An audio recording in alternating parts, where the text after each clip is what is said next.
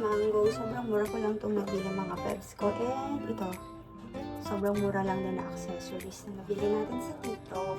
Tapos ito, mga sukay natin nabili. Ayan. Diba? Ready na tayo. Ready na tayo sa recognition ng Caleb.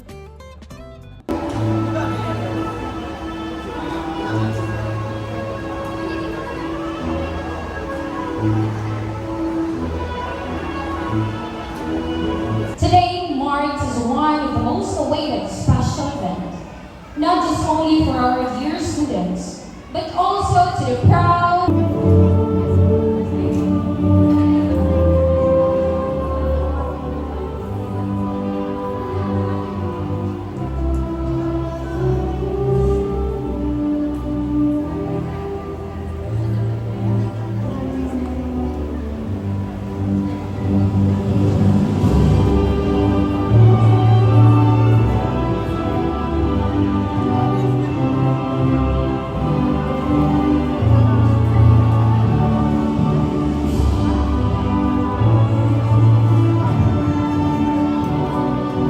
responsibility of the youth and the entire nation in building a more united and progressive society.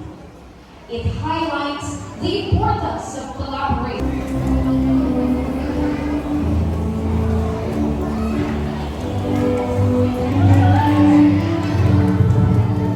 Benedicta Jan Caleb O. with honors.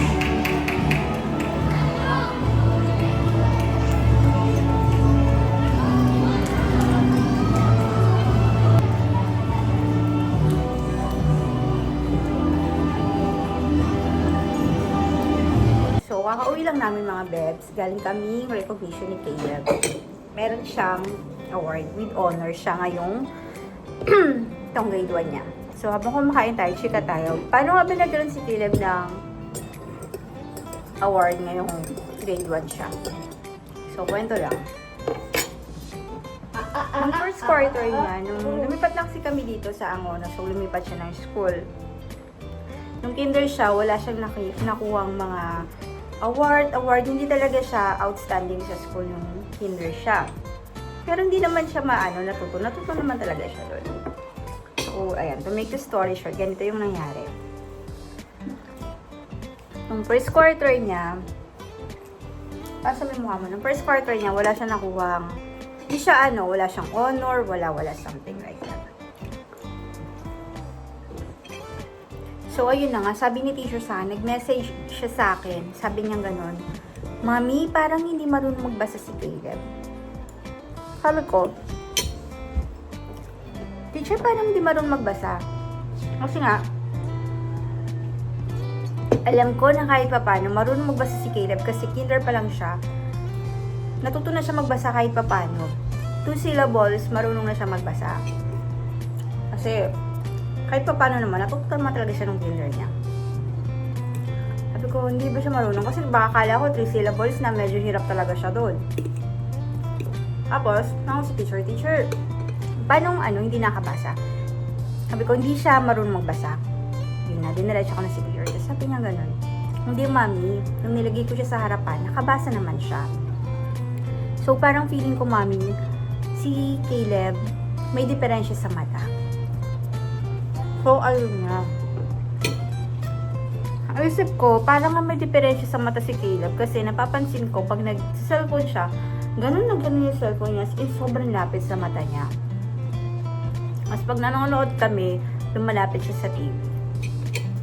So, sabi ko kay teacher, sige teacher, papacheck up namin si Caleb, papacheck up ko yung mata niya. So, ginawa ko, naganap ako ng opta. Yung ophthalmologist talaga na specialized niya yung mga bata, yung pang pediatrician. So, meron ako nakita sa Klinika Antipolo, ophthalmologist, pediatrician siya. So, pina-check up ko siya doon. Hinanap ko yung yung kanyang oras. Nagpunta kami doon ng maaga. Ang labo ng mata ni Caleb. Sobrang labo ng mata niya nung chinek up siya ni Doc. Pag makikita mo, alam mo yung Pag sinuot mo yung salamin niya, ay, grabe. Nalaman talaga na sobrang taas. So, ayun na nga. Pinagawa pinagawa ni Doc ng eyeglasses si Caleb. Sabi ni Doc, sabi ko kay Doc, maayos pa ba to? Sabi naman ni Doc, maayos naman yan. Ngayon, gagawin natin, ayun nga, na-program kasi sa utak ni Caleb na itong mga malalaking letter na to, ito lang yung tatanggapin ng utak niya, ayun lang yung makikita niya, ayun lang yung mababasa niya. So, sabi ni Doc, ang gagawin natin, ipoprogram natin yung utak niya na dapat kahit hanggang ganito kaliit, mabasa niya. So, yun ang ginawa ni Doc. So, until now, ano pa si Caleb, may sasalamin pa, at hindi na yung matatanggal, feeling na. So, ayun na nga, may salamin si Caleb. Doon na siya nakakasabay kahit papano. Doon ko nakita na medyo nakakaano na siya, nakakasabay-sabay na. Pero hindi naman sobrang ganun kagaling talaga. Yung pagbabasa niya, okay na. Pag nagpa-follow up ako sa kanya ng lesson, kapag tinatanong ko siya, ano lang siya, hindi siya, alam niyo, ang napapansin ko lang sa anak ko, ang weak niya talaga, hindi siya marunong magbasa ng instruction. Tamad siya. Pag sinabi mo sa kanya instruction, alam mo na yung sagot. So, parang yun yung weakness niya pa. So, ayun na yung kwento. Kung ba't siya nagkaroon. For me, yun yung isang sa mga big reason kung bakit siya nagkaroon kahit papano ng award niya yun. Kasi, girl, nung kinder siya, feeling ko hindi niya nakikita yung lesson masyado.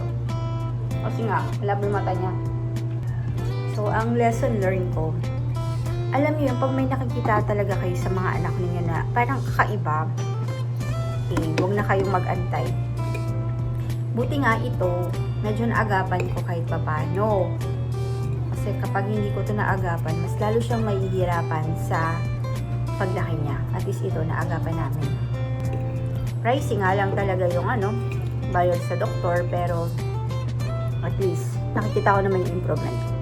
So, ayun, habang kumakain tayo, yun yung chika natin.